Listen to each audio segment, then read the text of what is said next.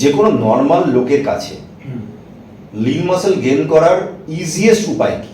Easiest উপায় এটাই, নিজের মানে স্টিম লেভেল অব্দি চলে যাবে। আচ্ছা, ওয়ার্কআউটটা এরকম করবে কি তুমি নিজেকে পুশ করো। আচ্ছা, একদম হালকা ওয়েট না, একদম ভারী ওয়েট না, যেটা দিয়ে তুমি comfortable.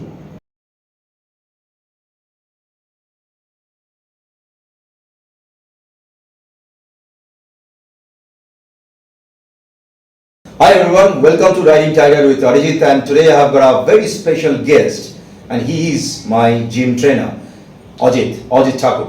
And the reason I'm asking him to come in this podcast because we have a lot of misconception regarding health, nutrition, workout and definitely bodybuilding. So there are two kind of aspects. One is bodybuilding, another one is weightlifting. তো আমি ছোট্ট করে shift করে যাব বাংলায়, কারণ আমাদের বাংলার বন্ধুদের জন্য মেইনলি এই পডকাস্টটা। Ajit, welcome. Thank you. Ajit, আমার তোমার কাছে প্রথম প্রশ্ন, তুমি বডি বিল্ডিং করছো অনেক বছর হয়ে গেছে, রাইট? যদি একটু নিজের সম্বন্ধে বল, কতদিন ধরে বডি বিল্ডিং করছো, কিভাবে তুমি শুরু করলে, প্যাশন হঠাৎ এদিকে এলো কেন? প্যাশন এদিকে এলো, প্রথমে আমি ফুটবল খেলতাম। বেশ জোরে বল। হ্যাঁ, জোরে বল। প্রথমে আমি ফুটবল খেলতাম, ওখান থেকে যেহেতু আমি উইং খেলতাম, তা আমার বডি ওয়েট তখন ছিল 35। তখন আমি মানে যেটাকে বলে না, একটা রানিং করতে গেলে অনেক ধাক্কা খেয়েছি, মার খেয়েছি। তখন আমাদের কোচ ওইটাই বলতো তোমার বডি ওয়েট পাওয়ারটা লাগবে। তো তখন থেকে 2012 হবে, 2012 নভেম্বরে আমি ফার্স্ট জিম জয়েন করি। ওটা জিম না, ওটা ক্লাব। মহাজাতির হতো, ওখানে রয়েছে, নাগেন জেঠুগুলি ছিল ওই সময় একটা ক্লাব। ওই ক্লাবের মধ্যে আমি প্র্যাকটিস করতে যাই। তো ওখানে আমাকে ম্যাক্সিমাম 2 বছর সামথিং ওরকম ছিলাম জিমের মধ্যে। কিন্তু ওখানে যে দাদারা ছিল, সিনিয়র দাদারা, ওখানে তো ট্রেনার ছিল না, দাদারা ছিল, যার দাদারা বলতেন ওটাই করতাম। তো ওখানে 1 বছর আমাকে 1 থেকে 1.5 বছর অবধি আমার কোনো ওয়েট করতে যায়নি। আচ্ছা, শুধু নর্মালি বডি ওয়েটের প্র্যাকটিস, বেশ। ডন, পুশ আপ, চিন আপ, এইগুলোই করাচ্ছে। যখন দেখছে তখন নিয়ে আমি ফেড আপ হয়ে যেতাম যে আমাদেরকে দিচ্ছে না ওয়েট প্র্যাকটিস, সবাই দেখছে ওইদিকে করছে, আমাকে দিচ্ছে না, আমি ফেড আপ হয়ে যেতাম। আমি বলতাম আমি নিজের শিফটটা চেঞ্জ করে নিতাম। আচ্ছা, ইভিনিংয়ে যাচ্ছি, ইভিনিংয়ে দেখছি দাদা এরকম করাচ্ছে, উঠলে তারপরের দিন মর্নিংয়ে চলে যেতাম।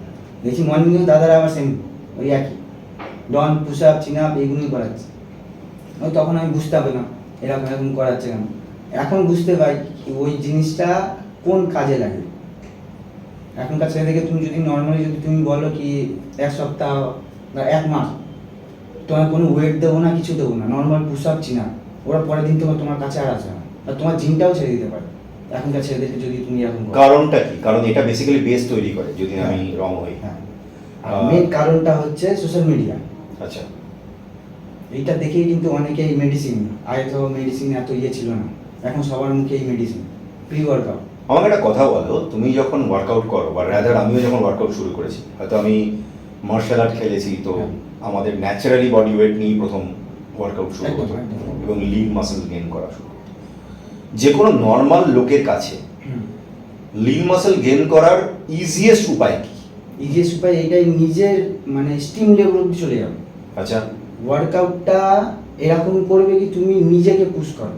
আচ্ছা, একদম হালকা ওয়েট না, একদম ভারী ওয়েট না, যেটা দিয়ে তুমি কমফোর্টেবল, ওটা দিয়ে তুমি ওই ওয়েটের আর মাসালের পুরো লাস্ট অব্দি যাও। বেশ। এই লাস্ট অব্দি যখন তুমি গেলে তোমার মাসাল আপনা আপনি ওই সময় বলবে কি এবার ছেড়ে দাও, আমার আর ওটার ক্ষমতা নেই, তখন তুমি স্টপ হয়ে যাও। এরকম তুমি কন্টিনিউ করো, তোমার পাওয়ারটাও বাড়বে, মানে লিন যাকে বলে পুরো লিন মাসাল ওইটাও হবে, শরীরের রক্ত চলাচলটা আরও বাড়বে, হাই স্পিড হবে, তোমার হার্টের কোনো প্রবলেম হবে না যদি ওরকম প্র্যাকটিসও হয়।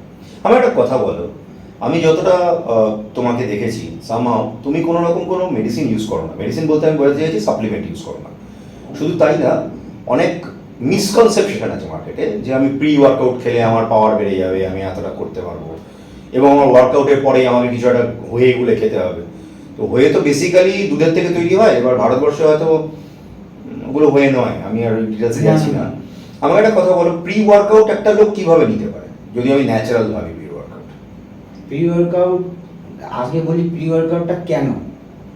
প্রি ওয়ার্কআউটটা এই জন্যে, নর্মালি আমাদের শরীর একসময় রিদমটা ছেড়ে দেয়, কোনো একটা বডি ওয়েট প্র্যাকটিস আলাদা আর এক্সট্রা ওয়েট প্র্যাকটিসটা আলাদা। এক্সট্রা ওয়েট প্র্যাকটিসে যখন করতে যাই একটা সময়ের পর বডিটা ছেড়ে দেয়, পাওয়ারটা ছেড়ে দেয়, পাওয়ার আর নাই। তখন প্রি ওয়ার্কআউটটা নর্মালি একটা ব্লাডকে পুশ করার জন্য, আচ্ছা, মানে বডিটাকে হিট করার জন্য। বেশ। প্রি ওয়ার্কআউটটা মেন কারণই এটা। তো ওয়ার্কআউটের আগে খাবার খেয়ে করা উচিত না খাবার না খেয়ে করা উচিত? তুমি যেটাতে কমফোর্টেবল হবে, যদি হেভি ওয়েট পুশ করতে চাও তাহলে খাবার খেয়ে করো, যদি লাইট ওয়েট প্র্যাকটিস করতে চাও তাহলে খাবারটা খেতে হবে। এরকম সুন্দর উত্তর খুব কম লোক দিতে পারে। আরেকটা ছোট তোমার প্রশ্ন করছি, একটু ডিপের প্রশ্ন। যাদের বডিতে ফ্যাট বেড়ে গেছে, একটা কনসেপ্ট আছে যে আমি যদি খালি পেটে ওয়ার্কআউট করি তাহলে ফ্যাটের থেকে এনার্জিতে কনভার্ট করে নিয়ে সেখান থেকে আমি এটা একদম ভুল, এটা একদম ভুল। রাইট। একটু এক্সপ্লেইন করবে? এই ভুল অনেক লোক করে। এই ভুলটা এই জন্যে, কেন কি খালি মানে যাদের বলছো ফ্যাট বেড়ে যায়, অনেক সময় কিন্তু এটা খালি পেটে গ্যাসের কারণের জন্য হয়। ওরা ওইটা কি ভাবে কি আমি খাচ্ছি যাচ্ছি বা বসে থাকছি এই জন্য হয়তো হচ্ছে, বা বাইরের খাবার খাচ্ছি এই জন্য হয়তো, এটা না। অনেক সময় খালি পেটে থাকলেও কিন্তু গ্যাসের ওই জন্য ফ্যাটটা বাড়ে। বেশ। আর পোস্ট ওয়ার্কআউট যে কনসেপ্টটা আছে, আমি ব্যায়াম ফ্যাম করলাম তার মানে মাসেল টিয়ার করছি, রাইট? মাসেল টিয়ার করার পর আমি আলটিমেটলি আমাকে ফুড দিতে হবে। একটা কনসেপ্ট আছে ইনস্ট্যান্ট খাবার যদি না খাই তাহলে আমার মাসেলগুলো গেল, এরকম কোনো কনসেপ্ট আছে? না। একটু এক্সপ্লেইন করে দেবো ব্যাপারটা কি হয়। ওয়ার্কআউটটা করলে, ওয়ার্কআউটটা করার ম্যাক্সিমাম বডিটাকে মানে একটা রিদমে মানে কন্ট্রোল মানে নর্মাল আনার জন্য 30 মিনিট অনেক। 30 মিনিটের পর তোমার এরকম ফুড দাও যেটা তোমার পেটে বেশিক্ষণ থাকে। আচ্ছা, তার মানে যাতে স্লো ডাইজেস্ট হয় তুমি সেরকম ফুড নিতে বলছো। ঘরোয়া কি হতে পারে? ভাত আছে, আলু আছে, তোমার আছে, ডালিয়া আছে, সুজি আছে, সব থেকে বেস্ট। ওর থেকে যদি আরো বেটার যদি খুঁজতে যাও, ব্রেড আছে। ব্রেডের মধ্যে কি করবে, আলু সেদ্ধ নিলে, ব্রেড নিলে, এক বাটি দুধ নিলে অনেক। বাহ, অসাধারণ উত্তর পাওয়া গেল। এবার অ্যাজুম করা যাক কিছু লোক যেটা করে, ভ্রান্ত ধারণা, আমি জাস্ট তোমাকে জিজ্ঞেস করবো, ইউর এক্সপার্ট। রাত্রিবেলা জেগে যারা কাজ করে তাদের একটা কনসেপ্ট আছে যে আমি রাতের দিকে এক্সারসাইজ করব, খাবো দাবো, রাত্রে জেগে অনেকক্ষণ ধরে আমি কাজ করবো এবং আমার বডি বিল্ডিং হয়ে যাবে। এটা ঠিক ভুল? এটা হবে না। রাতবেলায় ঘুমটাই একমাত্র শরীরের মানে বডি টেস্টোস্টেরন শরীরটা মানে মেন বুস্ট রাতবেলায় হয়। ঠিক, রাতবেলা ঘুমানোর মধ্যে। এবার তুমি যদি বলছো কি রাতবেলা আমি প্র্যাকটিস করবো, খেয়ে দিয়ে কাজ করবো, তার ঘুমটা তো হবে না। তার মধ্যে তুমি প্র্যাকটিসটা করার পর যে ডায়েটটা দিলে বা খাবারটা দিয়ে আবার তুমি কাজ করছো, তাহলে ওইটা কোনো প্র্যাকটিস করার কোনো মানেই হয় না। এবার আমি জিমে তোমাকে যতটা দেখেছি, বাই দ্য বাই বলে নেওয়া ভালো, যে জিমটায় সামহাও আমি ওর কাছে প্র্যাকটিস করি, আমি অফকোর্স ওকে স্যারই বলি, বয়স আমার থেকে ছোট হলেও রেসপেক্ট দেওয়াটা দরকার। এই জিমটা ওন করে অ্যাকচুয়ালি আমার এক ছাত্র, along with one of my friend. সেই ছেলেটি আমার কাছে অ্যানিমেশনে ক্লাস করতে আসতো। অসাধারণ সুন্দর ফিজিক বানিয়েছে নিজের, এবং তিনজন নাম আমি বলতে পারি, সুরজ, গৌতম, দুজনে গৌতম আমার ছাত্র ছিল। সুরজ আমার সাথে একসাথে ওয়ার্কআউট করতো অন্য একটা জিমে। এবং আমি যতটা অজিতকে জানি, অজিত যেভাবে ট্রেন আপ করায়, আমি অজিতকে অনেক জায়গাতেই দেখেছি অজিত পার্সোনাল ট্রেনিং করাচ্ছে। এবং আমি জিমে যখন ওয়ার্কআউট করছি সামহাও এটা দেখতে পাচ্ছি যে ও কাউকে বলছে যে একে আমি দেখাবো না, কারণ এই কথা শুনছে না। ও কিন্তু একবারও টাকার পিছনে দৌড়ায় না যে ভাই তোমাকে পিটি নিতেই হবে, নয়তো আলটিমেটলি আমি তোমায় কন্টিনিউ করবো না। এটা কেন? তোমার এই মানসিকতাটা কেন? আজকাল তো সবাই টাকার পিছনে দৌড়ায়, তো তোমার এই মানসিকতাটা কেন যে তুমি ছেড়ে দাও? কি কারণে? সে যে এই কারণে যে জায়গা থেকে আমি উঠেছি, মানে যে আমাকে পুশ করেছে যিনি, ও আমার থেকে কোনো টাকা পয়সা নেয়নি, কিছু করিনি, উল্টো উনি আমার পেছনে টাকা ঢেলেছে। যখন আমার কাছে ওই সময় নর্মালি বলছি ক্লাস 8-এ পড়ি আমি, তখন মানে পড়াশোনা করতে করতে এক জায়গায় কাজও করতাম, তো ওই নিয়ে আমি জিম করতে যেতাম, জিমের টাকা দিতাম, সব কিছু করতাম, খাওয়া দাওয়া করতাম। তখন ওই স্যার মানে বলতে গেলে দাদা বলতাম, উনি আমাকে কোনো দিন আজ পর্যন্ত বলেনি তুমি আমাকে স্যার বলো বা করো, বলে তুই আমার ভাইয়ের মতন, তুই আমাকে দাদা বলবি। তো ওই দাদা যখন আমার প্র্যাকটিসটা দেখতে বা আমার খাটাখাটিটা দেখতে, তখন ওর ভালো লেগেছে ওনার। এবার তখন বলতে কি ঠিক আছে তুই আমি তোকে রেডি করবো, বডি বিল্ডিং করবো, কাউকে বলবি না। জিম খোলার টাইমিং 6টা, আমাকে উনি নিয়ে যেত 5টার সময় ভোরবেলা পার ডে, উনি এসে আমাকে নিয়ে যেত জিমের মধ্যে প্র্যাকটিস করাতো, সব কিছু করাতো। 6টা থেকে 6:30টার মধ্যে আমার প্র্যাকটিস কমপ্লিট, আমি বাড়ি চলে আসতাম, কাউকে জানাতো না আমি আছি এই আছে। তখন হুট করে একদিন জিমের যে ওনার মানে স্যারের স্যার, মানে আমার যে ট্রেনার ওনার স্যার বলতে কি তুই বেকার কারোর পিছনে লেগে রয়েছিস, কিছু করতে পারবে না, ও কাজ বাজ করছে, ওর দ্বারা জিমের নেই, মানে নর্মালি বলতে গেলে আমাকে ডিমোটিভেট করেছিল। তখন আমার যে ট্রেনার উনি বলছে কি হ্যাঁ আমি ছেড়ে দেবো।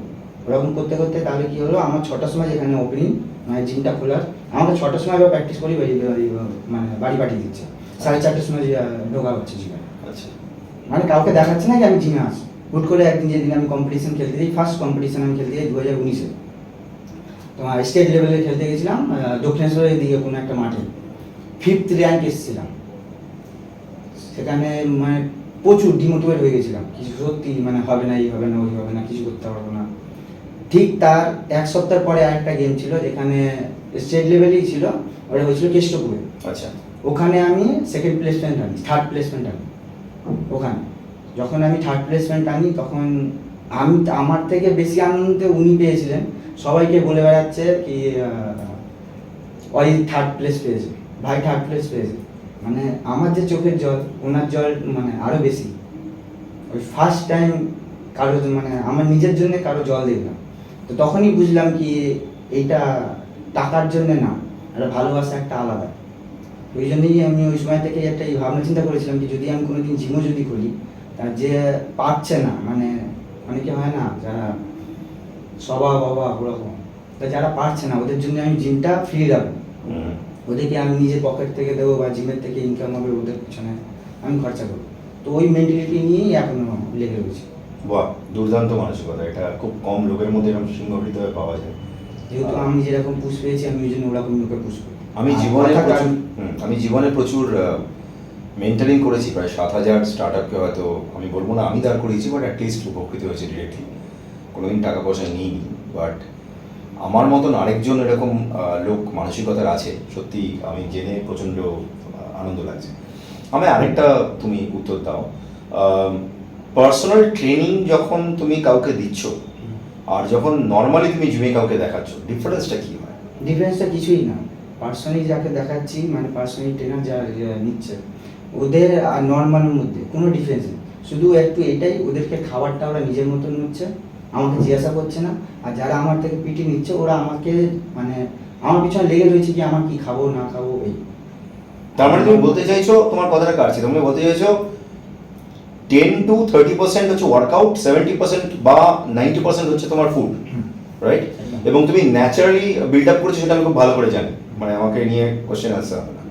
এবার আমাকে একটা খুব সিম্পল অ্যান্সার দাও, সুস্থ থাকার উপায় কি? তুমি আমাকে একটা খুব বেসিক লাইনে আমাকে বোঝাও। প্রচুর লোক এরকম আছে যারা হয়তো জব করছে, তাদের দ্বারা বডি বিল্ডিং হবে না, তো তারা সুস্থ কিভাবে থাকবে জিমে এসে, এবং ব্লাড ফ্লো কী করে মেনটেন করবে যাতে অনেকদিন ঠিকঠাক নীরবভাবে থাকতে পারে? সুস্থ হওয়ার একটাই কারণ আছে, তোমার মাইন্ডটাকে সেট করো কি আমি এক জায়গায় যাবো যেখানে আড্ডা মারবো, এটা আড্ডা মানে লোকের সাথে না, মানে এরকম জিনিসের সাথে যে উত্তর মানে রিটার্ন কিছু না দেয়। আমি কথা বলছি ও আমাকে কিছু বলতে পারছে না, ওরকম জায়গায় গিয়ে আড্ডা মারতে পারো, এরকম জিম। ওয়েট নিয়ে খেলা করো, ট্রেডমিল আছে, জিমের মধ্যে ঘোরো। যদি কেউ না পারে জিমে যেতে, তুমি শুধু টার্গেট করো কি ওই ঘরের মধ্যে আমি পার ডে যাবো, 1 ঘন্টা হলেও আমি ওই ঘরের মধ্যে কাটিয়ে আসবো। দরকার পড়লে আমি ফোন নিয়ে যাবো, ওখানে ফোন নিয়েও আড্ডা মারবো।